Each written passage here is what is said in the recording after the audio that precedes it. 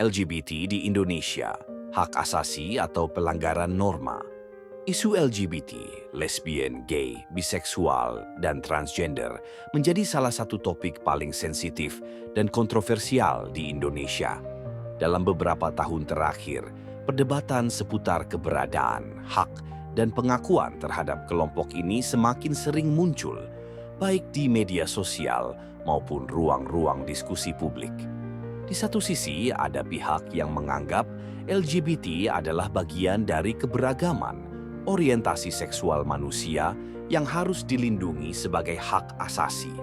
Di sisi lain, sebagian besar masyarakat Indonesia menolak keberadaan LGBT karena dinilai bertentangan dengan norma agama, nilai budaya, dan moral bangsa. Norma dan nilai budaya Indonesia. Indonesia dikenal sebagai negara yang menjunjung tinggi nilai kekeluargaan, moral agama, dan budaya ketimuran. Mayoritas penduduk Indonesia menganut agama yang secara tegas menolak praktik homoseksual dan perubahan identitas gender yang tidak sesuai kodrat.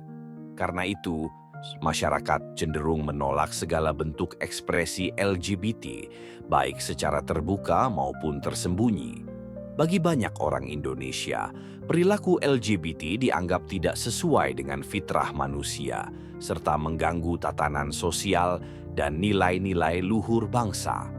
Penolakan terhadap LGBT bukan hanya berasal dari individu atau kelompok agama, tetapi juga dari pandangan umum masyarakat yang menganggap hal tersebut sebagai penyimpangan. Perspektif agama, larangan yang tegas. Dari sudut pandang agama, hampir semua keyakinan besar di Indonesia menyatakan bahwa praktik homoseksual dan transgender bertentangan dengan ajaran suci mereka.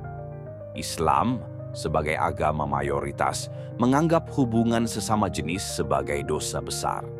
Dalam Al-Quran, kisah kaum Nabi Luth dijadikan rujukan utama tentang larangan terhadap perbuatan homoseksual. Kristen dan Katolik juga menolak praktik homoseksual, meskipun menekankan pentingnya kasih dan belas kasih terhadap sesama manusia. Hindu dan Buddha memiliki penekanan pada harmoni dan keseimbangan. Dan meskipun ada ruang interpretasi, tindakan yang bertentangan dengan kodrat alam cenderung tidak dianjurkan. Dengan demikian, pendekatan agama tidak hanya menyangkut hukum halal dan haram, tetapi juga menyangkut upaya menjaga kemurnian moral masyarakat. Pandangan sosiologis antara hak individu dan stabilitas sosial. Dari sudut pandang sosiologi, fenomena LGBT bisa dipahami sebagai bagian dari dinamika sosial yang terus berubah. Ada 3 hal utama yang sering dibahas dalam studi sosiologis tentang LGBT. Konstruksi sosial. Banyak sosiolog memandang orientasi seksual sebagai bagian dari konstruksi sosial. Artinya, persepsi terhadap LGBT bisa berubah tergantung pada nilai dan norma yang berlaku dalam suatu masyarakat. Fungsi dan disfungsi sosial. Dalam teori fungsionalisme, suatu gejala sosial dinilai berdasarkan dampaknya terhadap stabilitas masyarakat. Jika keberadaan LGBT dinilai memicu konflik, keresahan, atau ketegangan, maka bisa dianggap sebagai disfungsi sosial. Hak minoritas. Dalam masyarakat majemuk, perlindungan terhadap kelompok minoritas sering menjadi tolak ukur kemajuan demokrasi. Namun, di Indonesia, aspirasi minoritas harus selalu berhadapan dengan norma mayoritas yang kuat, sehingga menciptakan benturan kepentingan antara hak individu dan stabilitas sosial. LGBT dalam perspektif hukum. Secara hukum, Indonesia belum memiliki undang-undang yang secara spesifik mengatur LGBT. Namun, tidak sedikit pasal dalam KUHP maupun peraturan daerah yang digunakan untuk membatasi ruang gerak kelompok ini, terutama jika aktivitas mereka dianggap melanggar kesusilaan atau norma masyarakat. Beberapa pihak menyerukan agar negara lebih tegas dalam melarang kampanye atau kegiatan yang mendukung LGBT, karena dikhawatirkan akan merusak generasi muda dan melemahkan nilai-nilai moral bangsa.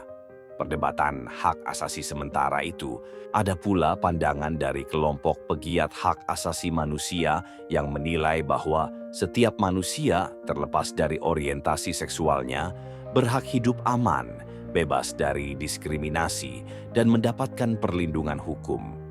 Mereka berargumen bahwa membatasi eksistensi LGBT sama saja dengan melanggar hak dasar manusia. Namun, argumen ini seringkali berbenturan dengan prinsip-prinsip moral dan agama yang menjadi dasar kehidupan masyarakat Indonesia. Disinilah letak dilema antara menghargai kebebasan individu atau menjaga nilai-nilai kolektif.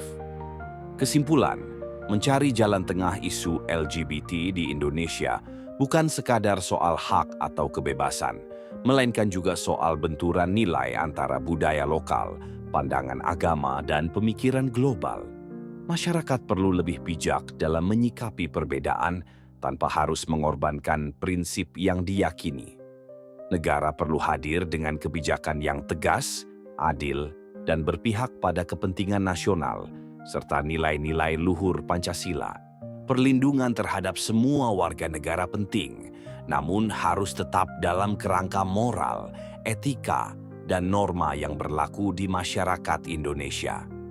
Pertanyaannya, apakah mungkin ada jalan tengah? Sebuah pendekatan yang tetap menjaga identitas bangsa tanpa menindas pihak manapun. Sebab pada akhirnya, menjaga keharmonisan bangsa adalah tanggung jawab bersama.